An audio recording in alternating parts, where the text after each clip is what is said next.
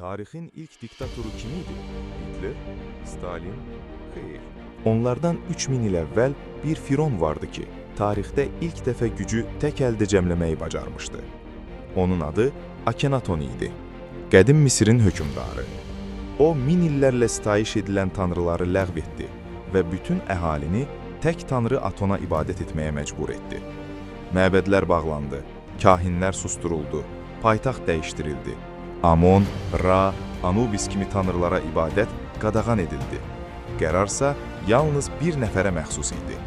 Burada dayan, kanala abunə ol, videonu bəyən və düşün. Bir insan həqiqəti tək başına müəyyən edə bilərmi? Məhz bu nöqtədə Akenaton adi Firon olmaqdan çıxdı. Ölümündən sonra hər diktatör kimi adı silinməyə çalışıldı. Heykəlləri dağıdıldı, izi yox edildi. Ondan sonra taxta çıxan yeni Firon, Tutanxamun, atasının despot siyasətini dayandıraraq Misiri yenidən ənənəvi çox tanrılı sistemə qaytardı. Bununla da bir diktator daha tarixin tozlu səhifələrində qeyb oldu.